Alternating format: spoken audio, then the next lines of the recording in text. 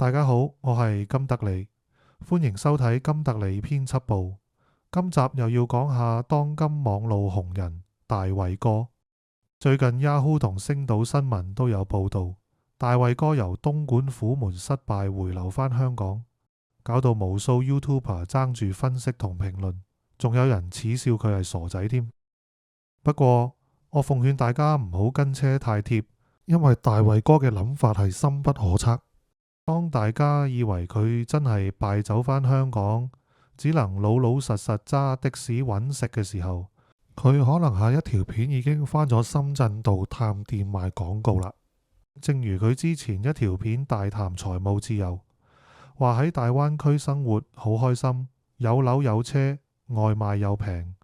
點知下一條片就話風一轉，話自己失業咗好耐，已經窮途末路。真係好難捉摸啊！好難捉摸啊！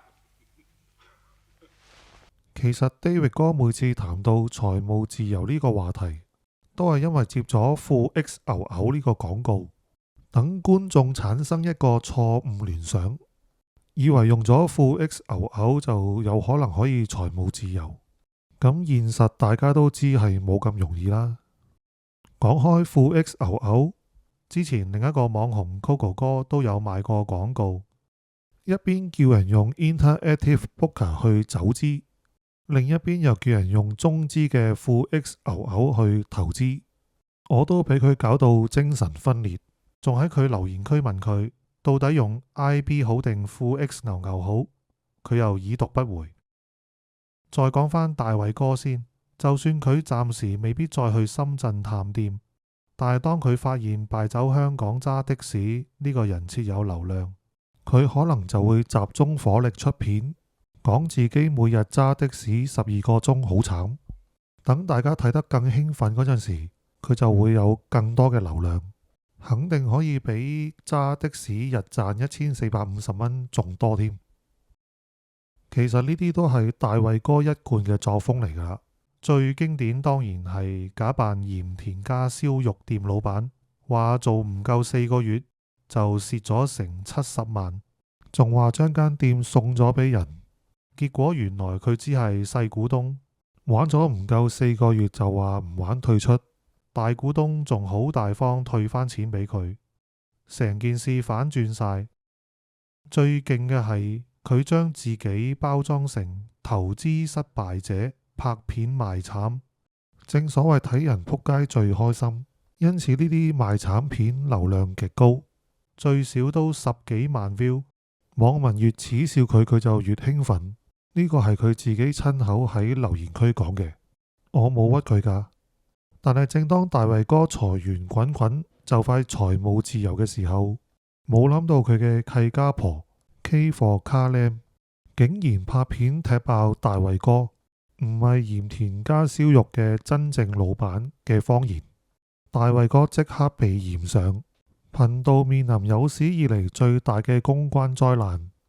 大衛哥被逼刪咗嗰幾條多達10幾萬 view 嘅賣慘片，佢聲稱就話啲 view 數賺夠啦，亦都玩交咗嗰啲黑粉一波，所以刪片都冇所謂啦。諗住神隱2星期件事就會平息，再改埋個 channel 名，唔再用佢個女 Janice Kid TV 個名同頭像，改為依家嘅大衛2.0。大衛哥同嘉南之間嘅關係真係撲朔迷離，俾嘉南踢爆咗之後，David 哥竟然一句怨言都冇。David 哥唔止為嘉南拋妻棄女，爭啲連事業都賠埋俾佢，愛得實在係夠深，令人動容。David 哥真係一個深情嘅漢子啊！其實大衛哥一直都冇承認自己有錯，佢唯一認嘅係70萬報大咗少少。佢曾經出過一條道歉預告片，但最後都消失咗。每次有網民問佢點解冇咗嗰條片，佢就會即刻發爛渣鬧爆網民，仲話人哋係黑粉。所以而家佢嘅粉絲分2種，黑粉同中粉。70萬事件之後，佢嘅 YouTube 數據真係大受打擊。出事前平均每條片最少都有2萬幾3萬 view， 10萬以上更加唔少。到出事後再出嘅探店片都剩返幾千 view， 我都唔明點解咁嘅流量，又有咁大嘅公關災難，竟然仲有店家揾佢探店。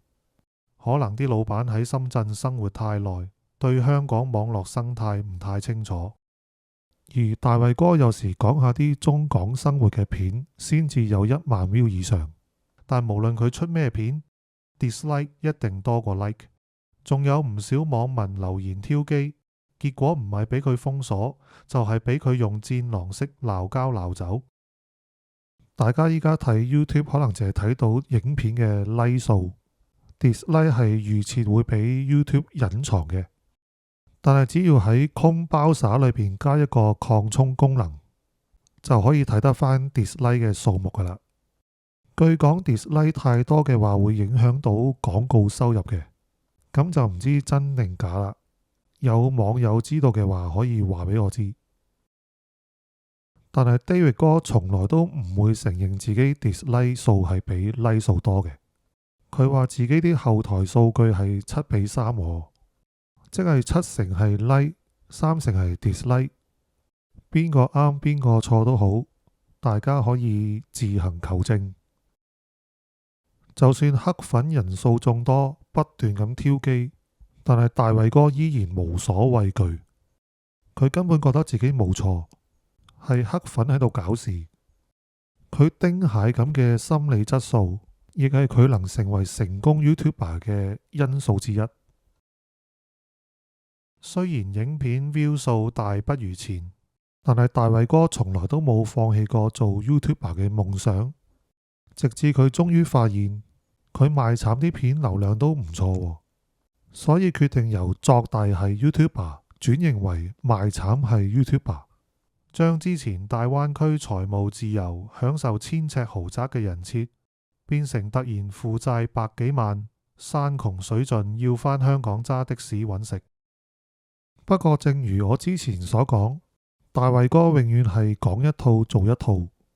如果我冇估計錯誤嘅話，不出3條片，大衛哥又會返返去深圳繼續探店，唔係介紹斜骨場，就係介紹火鍋店、眼鏡鋪等等。